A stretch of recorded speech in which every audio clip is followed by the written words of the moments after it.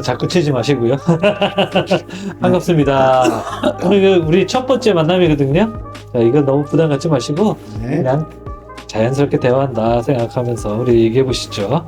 첫 번째 주제는 챗GPT입니다. 요즘 기사거리로 엄청나게 나오고 있는데 이 챗GPT에 대한 얘기를 하기 전에 여기 세 사람이 모였는데 다들 과거에 인공지능 공부 좀 해보셨잖아요, 그죠? 그렇죠. 네. 아유, 그랬죠. 네. 가물가물하네요. 한번 경험들 한번 얘기해 보시죠. 홍프로님은 과거에 어떤 공부하셨어요? 저는 석사, 박사를 다 패턴 인식을 해서 인공지능의 가장 기반이었죠. 패턴 인식, 뭐 요즘은 비전 인식이 그 방향으로 나가고 있지만 한글 인식을 했어요. 석사 때 한글 인식, 패턴 인식을 시작을 했고 박사 때는 그거를 이제 VHDL 구현까지 했었죠. 근데 하드웨어. 저는 이제 80년대 초반에 대학원을 다녔으니까 근데 저보다 조금 뒤에 들어온 애들은 4G 시스템 그리고 뉴럴 네트워크 이런 쪽으로 계속 했어요. 과거에는 뭐 인공지능보다는 그때 4G가 참 얘기가 많았었던 것 같아요. 맞아요. 까지 제어 쪽에서. 그래서 뭐 그쪽으로 뭐 구현도 해보고 그러셨어요? 그때는 이제 아무래도 이제 파트가 네. 어떤 이제 웨이브 쪽이었기 때문에 그런 이제 실제적인 신호 처리 쪽만 했었지 그런 쪽은 안 해봤고요. 실은 이제 제가 이제 보건학을 하면서 이제 다 나온다 근데 이러다가 그때 이제 여러 가지 물론 이제 갑자기 이제 챗 GPT라는 게 갑자기 튀어나온 게 아니잖아요. 그래서 전부터 다 이런 인공지능 기법들이 있었고 아무래도 이제 의료 분야에서는 사람의 생명을 다루다 보니까 정확한 진단명을 얘기를 굉장히 원하거든요. 그래서 이제 환자의 패턴들을 인식해서 데이터 마이닝이라든지 이런 걸 하면서 진단명을 내리는데 많이 활용이 되었죠. 그런 쪽에 이제 공부를 좀 했었습니다. 홍프로님 아까 얘기했던 패턴 인식 그러면 요즘 애들은 잘 모르겠는데 그렇죠. PDA? 네. PDA라는 장치에 많이 활용이 됐었죠. 그렇죠. PDA에 직접 온라인 한글 인식을 했으니까 그 디바이스로 PDA를 썼었죠. 거기다 직접 쓰고 그걸 인식하고.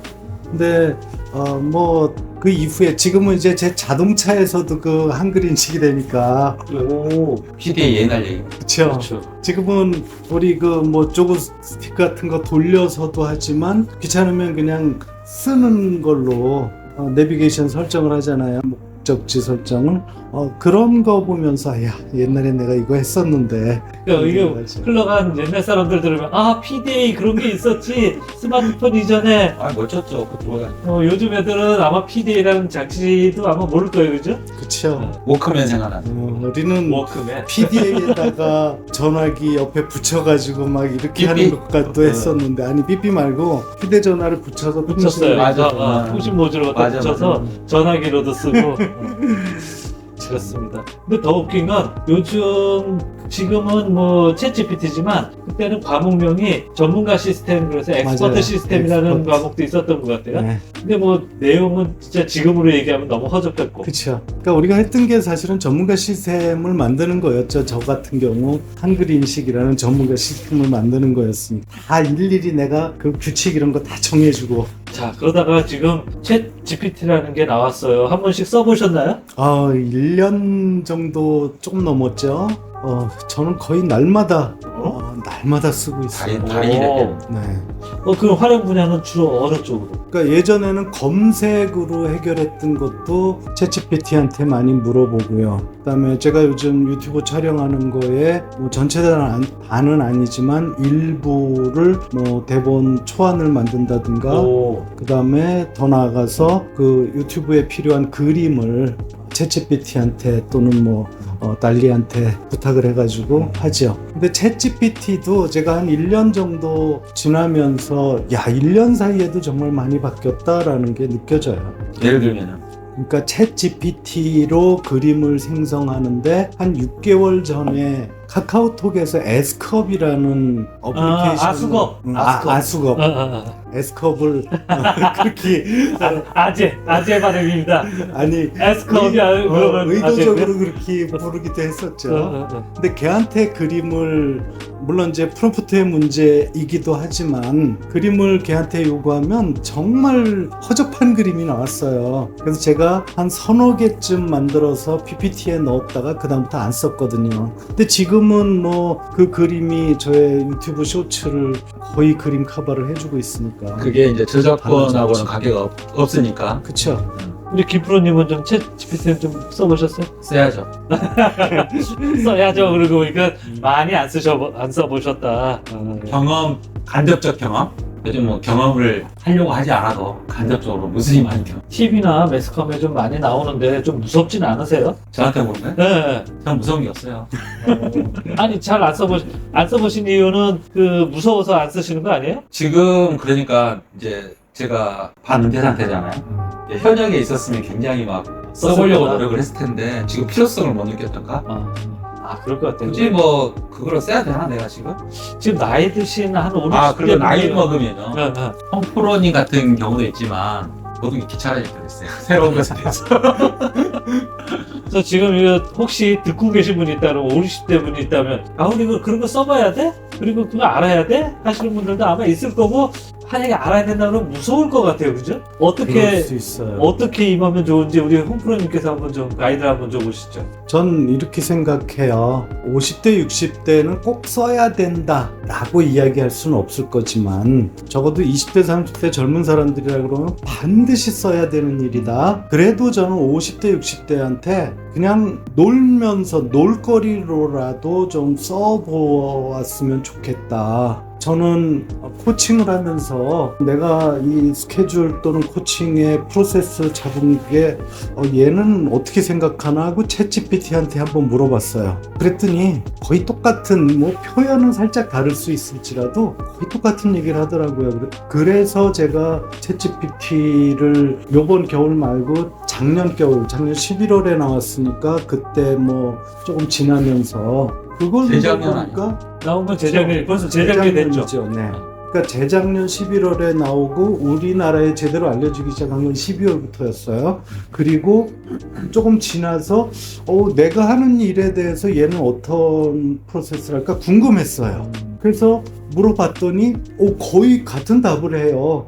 그래서 그때부터 사실은 신뢰도가 올라갔어요. 물론 그 후에 그림에서는 조금 실망을 했고 지금은 뭐 완전 달라졌지만 그래서 좀 나이가 드셨다라고 해서 나이 드신 분도 컴퓨터 쓸 줄 알고 뭐 스마트폰 쓰시는 여기서 분이라고 내가 제일 하면 어린데. 그냥 놀이라도 해보셨으면 좋겠어요. 그러면 입문자에게 거기 권한 코스랄까?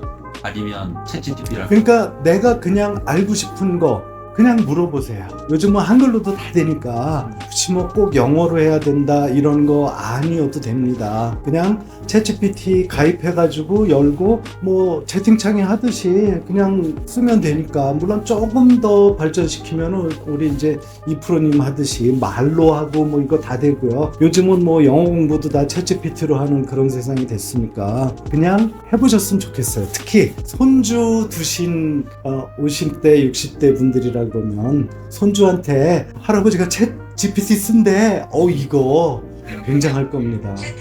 예, 한번 챗GPT한테 한번 물어봤습니다.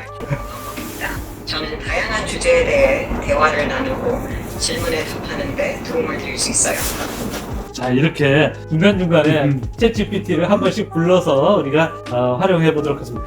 참 여기 계신 분은 참 얼리 어댑터이기도 하신데 그래서 잘 써보시는 것 같아요. 자, 그런데 문제는 아까 20대, 30대는 필수라고 얘기하셨는데 네. 20대, 30대들도 여기에 겁을 많이 먹고 있을 것 같아요.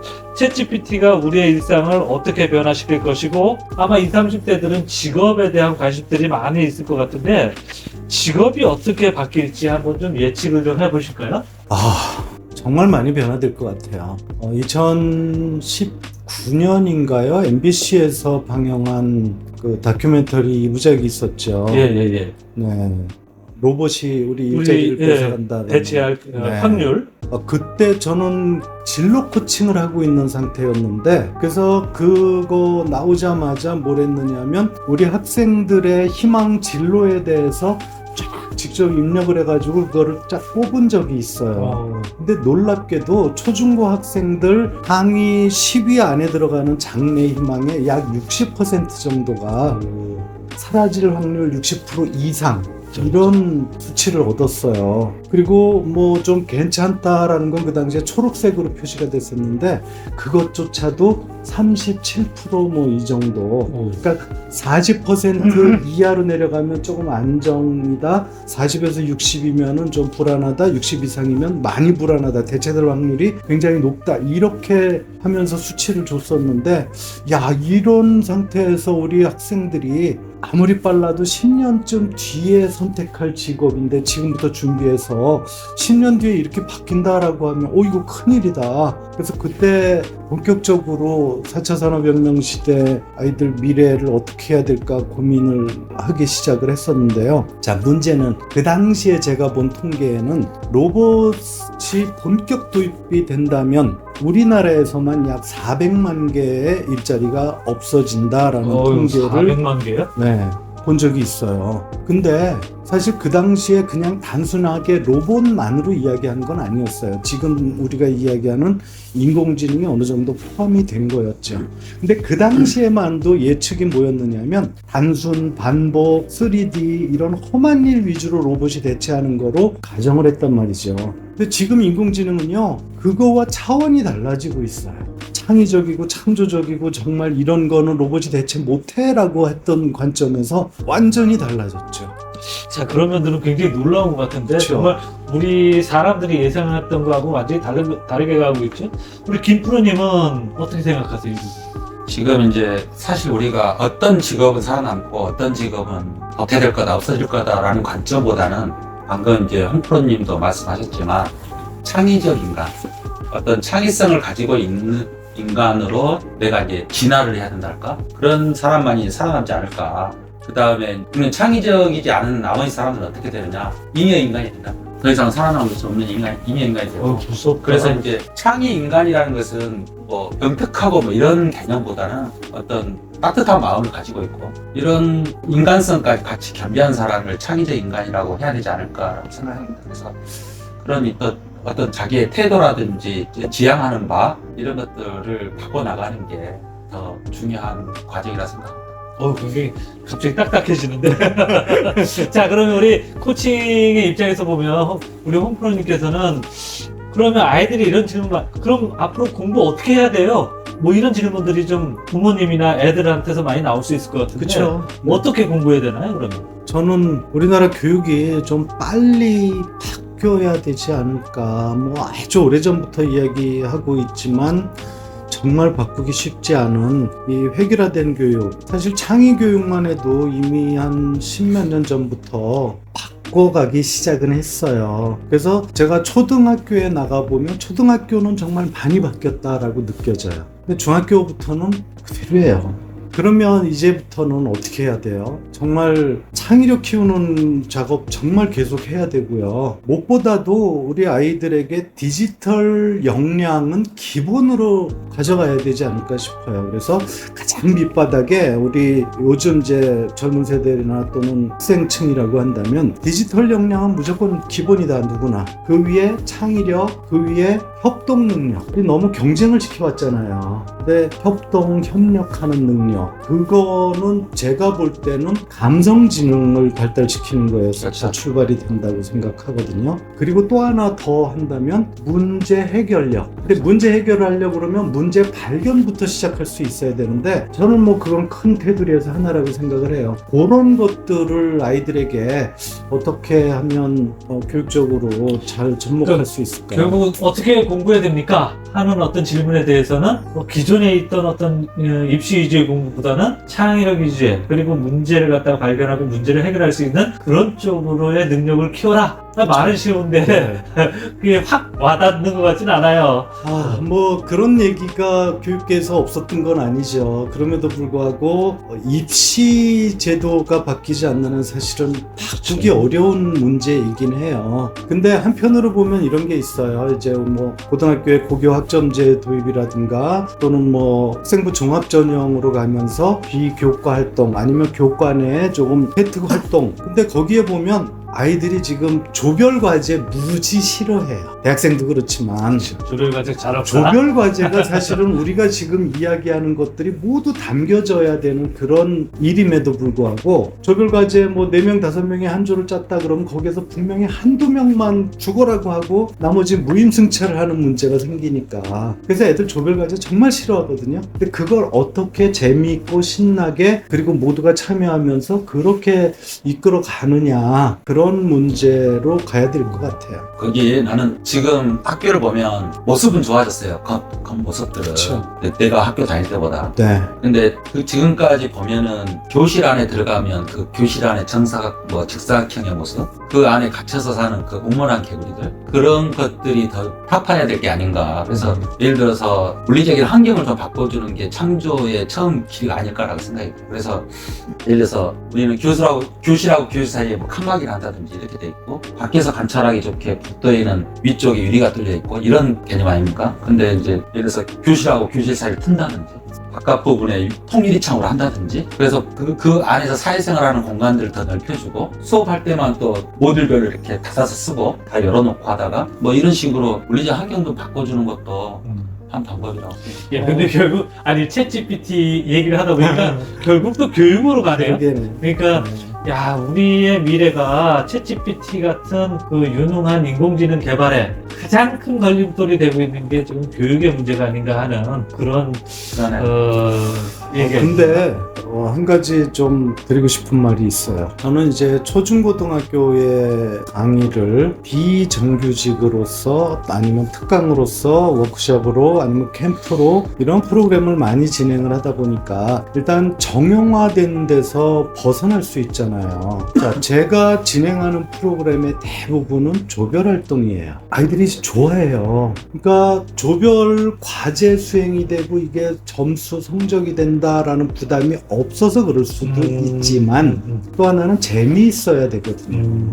아이들이 막 조내에서 협동하고 또 다른 조와 경쟁을 하되 선의의 경쟁을 하면서 때로는 협력도 하고 이러는 걸 시스템으로 잘 엮어내기만 한다 그러면 아이들 정말 신나고 즐겁게 해요. 마이쮸 하나에도 아이들 막 열광하는 이런 분위기가 만들어지거든요. 그래서 조금 더 저는 거기서 더 나간다면 교수법 고민을 조금 더 많이 해야 되지 않을까. 핵심은 공부도 뭐든 재미라고 하는 부분이 있어야 된다 하는 얘기신 것 같은데 우리 부모님들이 볼 때 공부와 재미는 상극인 것처럼 여기시는 분들이 있거든요. 근데 아이들도 뭘 하든 부모도 마찬가지잖아요. 재밌어야 하듯이 그래야 된다 하는 그런 부분을 좀 강조해 주신 것 같고요. 하여튼 그런 부분에 있어서 뭐 다양한 교수법이 있으셨는데 그런 부분들에 좀 관심 있는 분들은 또 그걸 살릴 수 있게 우리 홍프로님께 좀 연락 주시면 또 가이드도 컨설팅도 되시겠네요. 지금 교육이 상당히 이제 중요한 걸로 나왔는데 또 앞으로 또 아까 직업 얘기도 나오셔서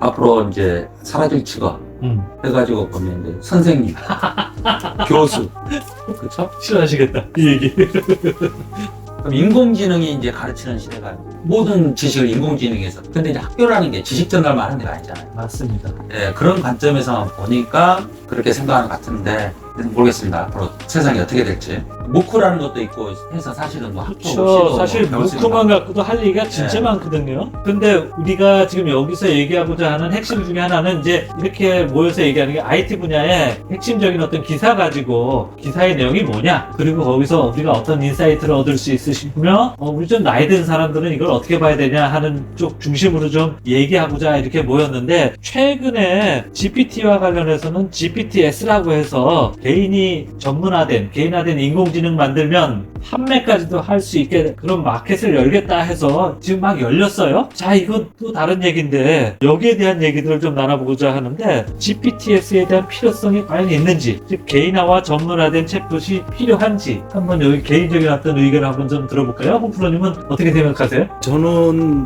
제2의 앱스토어 그렇게 될 거다 생각이 들어요.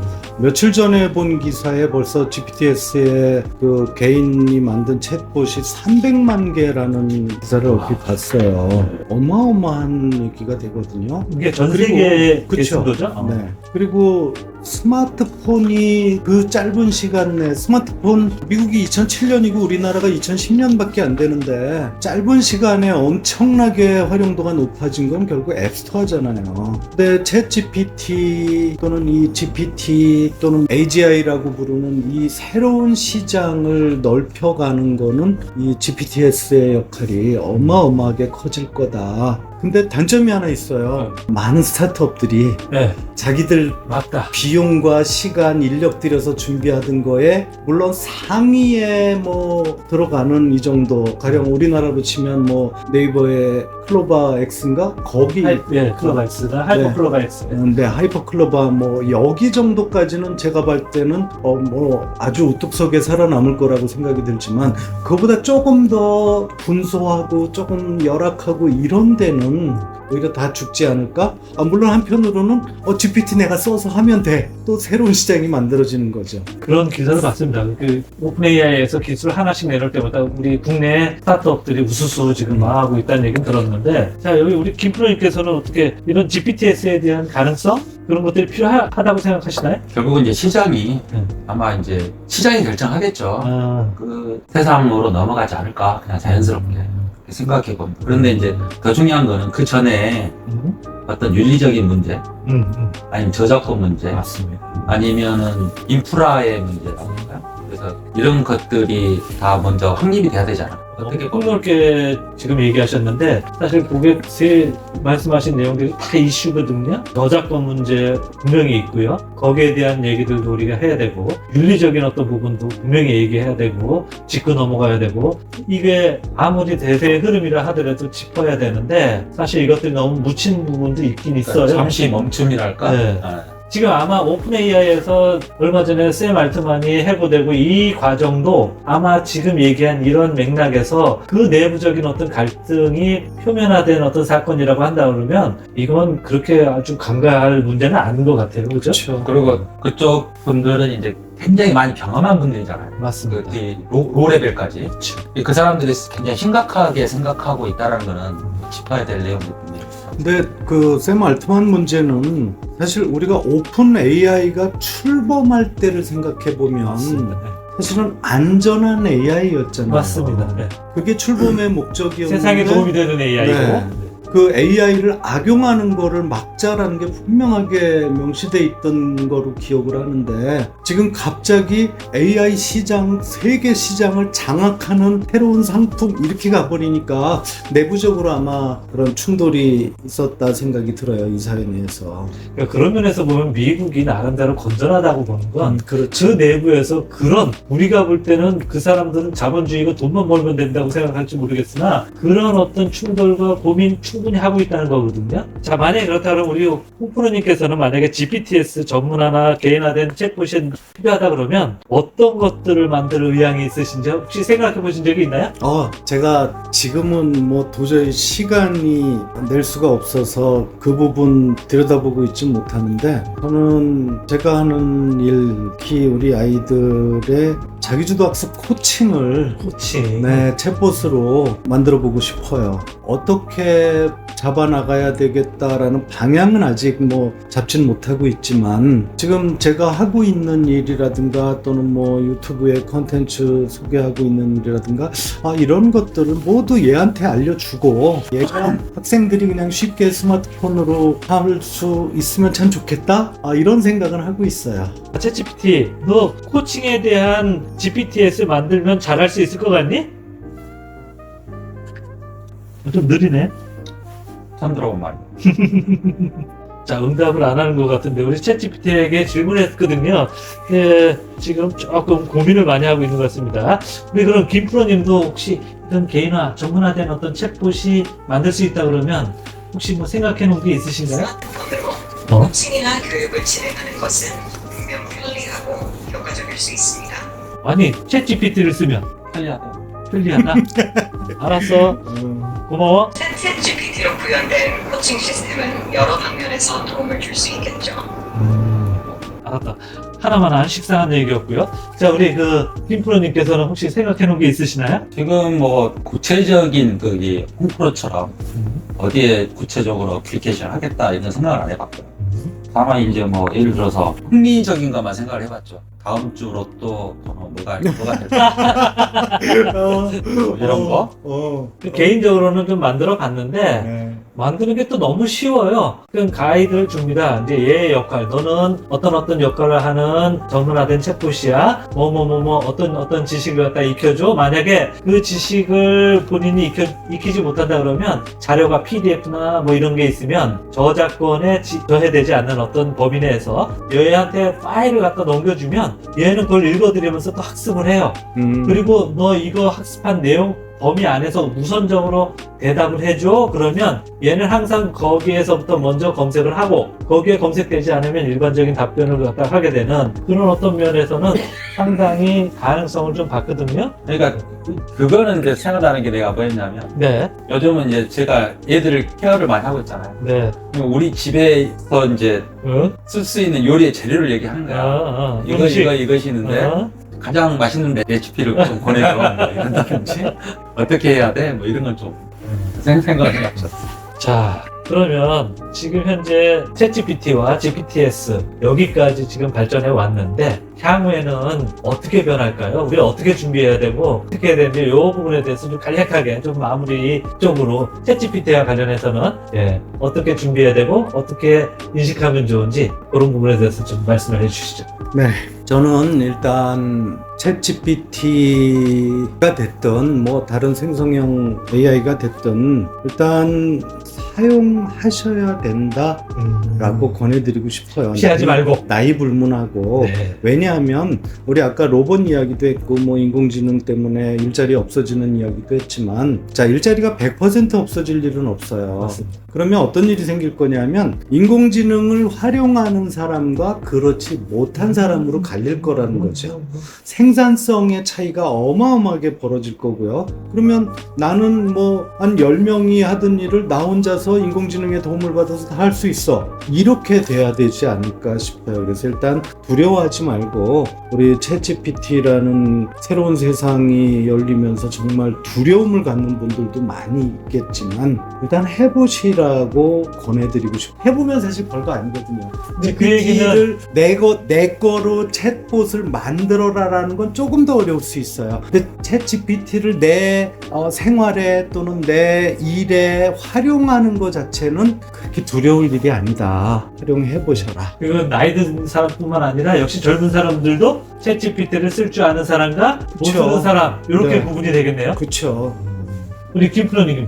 그러니까 두려움이 아니라 귀찮음이죠. 새로운 걸 알아야 된다는 이제 귀찮은 그럴 수도 있죠. 그거는 언젠가는 이제 꼭 활용하고 싶은 아주 좋은 툴이라고 생각해요. 예를 들어서 CS2024 출품된 제품을 보면은 좀 이따 얘기할 건데. LG에서 로봇 집사 그게 나와 있잖아요. 쉽게 말하면 나 혼자 해야 될 일들을 아주 능력이 뛰어난 집사를 물론 이제 살 때 돈은 들겠지만 공짜로 부려먹을 수 있는 세상이 오는데 아무래도 그것의 확장판이라고 생각이 들어요. 그래서 기회를 많이 제공해주는 그런 챗GPT 많이 사용을 해봐. 빠를수록 좋다. 이렇게 생각해요.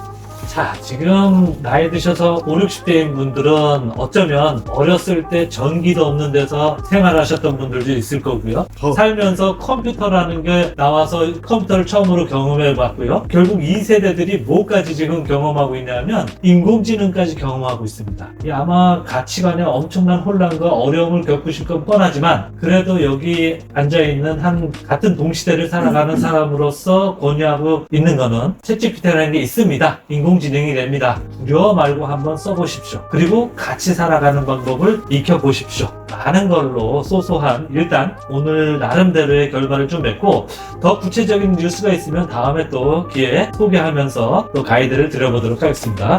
거기 한 가지만 좀 추가하자면 네. 챗GPT 사이트에 들어가서 하는 게 좀 어려워 느껴지신다면 네. 그냥 마이크로소프트 엣지 열고 거기서 빙챗으로 그냥 하세요. 거기에도 인공지능이 들어가 있습니다. 네. 지금 전문가로서 얘기하셔서 아마 이해 못 하시는 분들이 더 많을 것 같은데 일단 그런 것도 있습니다. 쉽게 쓰는 법 나중에 더 알려드릴게요. 자, 오늘 첫 번째 주제에 대한 얘기는 이것으로 모두 마치고 네, 감사합니다. 다음 얘기 또 하겠습니다. 감사합니다. 수고하셨습니다.